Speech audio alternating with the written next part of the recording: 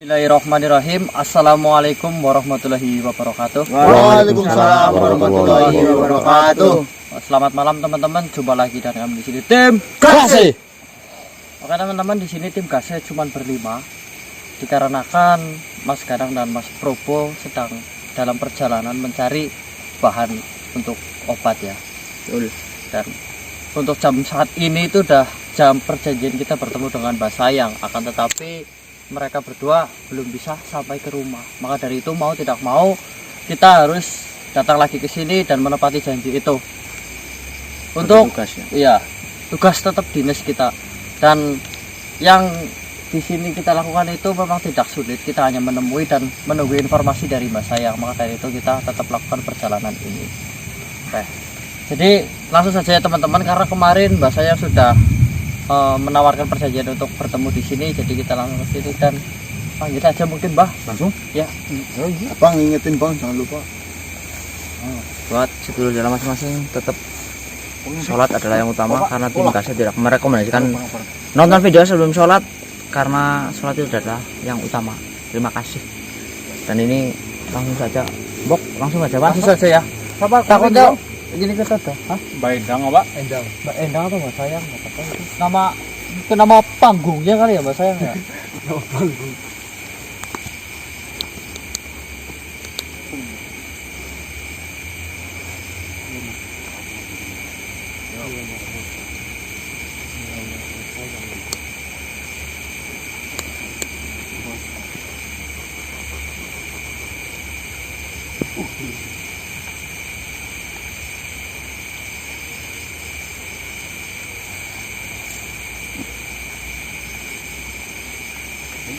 Apa? Ada banyak angka kubik. Coba di sini sini. Bismillahirrahmanirrahim. Ya Mas Rokah. Ini Mas Rokah dan itu. Ya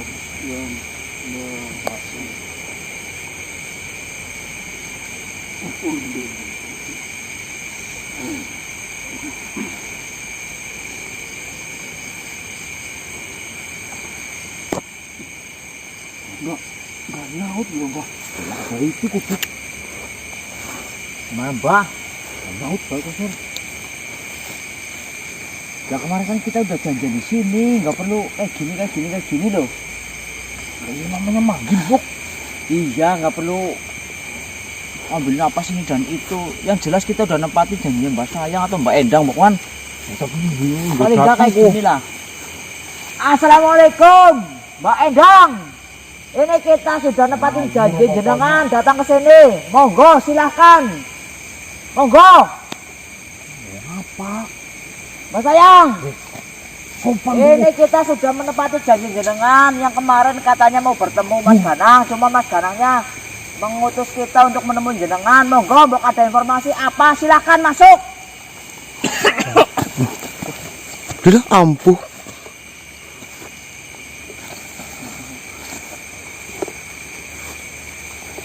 Assalamualaikum. Waalaikumsalam. Keren BM. Terima kasih Pak. Mohon maaf, Mbak Endang, saya teriak-teriak karena tadi dipanggil Mas Dangi sama Diki.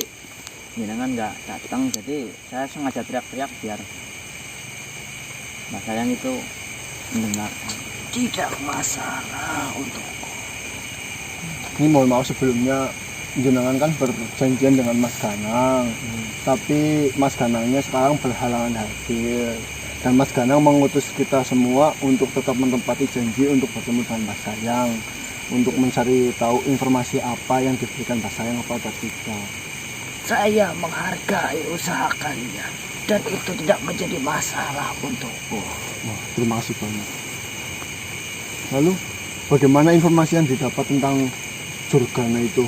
Apakah Jurgana sudah memberikan dibunuh atau sudah dia mau menyembuhkan semua manusia yang menjadi korbannya? Sudah saya katakan, membunuh bukanlah hal yang terbaik di sini. Dan saya sudah putuskan, untuk menahannya beberapa saat dan mencecarnya tentang ilmunya, dan tujuannya melakukan ritual itu. Dan akhirnya saya mendapat sedikit kabar. Kalau boleh tahu kabarnya apa, informasinya apa itu? Tentu kalian harus mengetahuinya. Setelah saya cecar dirinya, apa tujuan sebenarnya yang dia lakukan? Dia bertujuan ingin membangkitkan suatu ilmu. Yang cara itu sangatlah sulit untuk dilakukan. Mempertaruhkan rasa dan hati nurani. Kemudian mempertaruhkan dirinya sendiri untuk menghadapi banyak masalah. Caranya itu adalah dengan mengumpulkan buhul dan mempersulit manusia untuk menyatukan rasa cinta itu. Dan jumlah yang dia butuhkan tidaklah sedikit. Maka dari itu, dia menetap di suatu tempat, yaitu Gunung Salaka ini. Dan kemudian mengutus beberapa makhluk, seperti halnya Laponggawa dan juga Panggasemi. Itu adalah bawahan dari Durgana itu sendiri. Nah, kalau untuk si Gerumpung itu sendiri, itu bagian dari Itu adalah utusan dari ketiga-tiganya. Jadi mereka membuat seolah-olah mereka bersaing. Sehingga jika ada satu manusia datang ke Gunung Salaka, maka tidak puas dengan misalnya Panggasemi, maka dia akan memberikan buhul pula kepada Laponggawa. Ketika tidak puas, maka dia akan memberikan buhul pula kepada Durgana itu sendiri.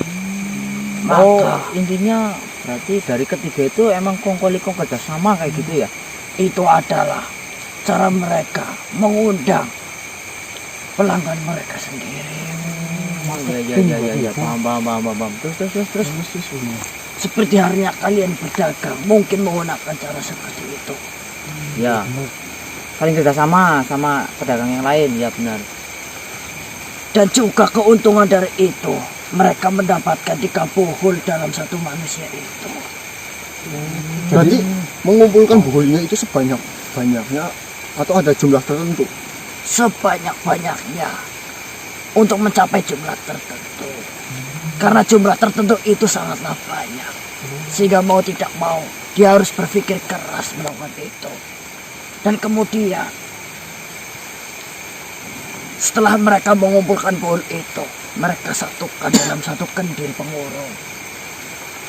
Bukannya yang kita tahu itu buhul itu diberikan lagi kepada manusia dan disuruh untuk ditancapkan di... Betul, ada juga informasi yang katanya ketika dikembalikan ada yang ditanam di tanah, ada juga yang di pohon, ada juga yang di laut. Seperti itu informasi yang kita dapat, Mas Sayang. Memang seperti itu. Itu menjadi sebagian dari syarat. Akan tetapi, Durgana jauh lebih pintar. Dia menyerap sari-sari dari buhul yang dia terima. Kenapa sari-sari itu dia ambil? Satu, karena buhul yang dia minta berasal dari manusia itu sendiri. Bagian tubuhnya seperti rambut, kuku, atau kulit, dan lain sebagainya. Berarti Bukan pakaiannya, bukan begitu. Iya, benar. berarti ini sistemnya seperti menumbalkan manusia untuk membangkitkan suatu ilmu. Kurang lebih seperti itu. Jika tumbal itu mengarah ke kematian, akan tetapi toh Brahma atau yang kalian sebut sebagai putra Jala itu hanya mempersulit perjodohan. Lalu informasinya apa lagi? Maka dari itu, Durgana harus mengorbankan hati nuraninya, harus tega terhadap manusia. Kemudian harus siap merasakan rasa sakit. Karena mau tidak mau pasti dia akan berperang dengan banyak makhluk karena perilakunya. Dan itu menjadi syarat dari ilmu itu bisa bangkit. Dan kemudian Karena pohon itu dikumpulkan dalam satu kendil, maka itu menjadi pantangan untuk Jurgana dan anak buahnya itu melepas kutukan yang ada di dalam kendil itu. Pantangan bukunya itu gimana maksudnya, Mas Yang? Pohon itu sudah terserap sarinya dan dikumpulkan dalam satu kendil. Satu wadah ya. Terus Dan pantangan baginya jika dia harus menutup kendil itu dan mengambil satu di antaranya saja untuk disembuhkan, maka satu kumpulan buhul yang sudah masuk dalam kendil itu dianggap gugur.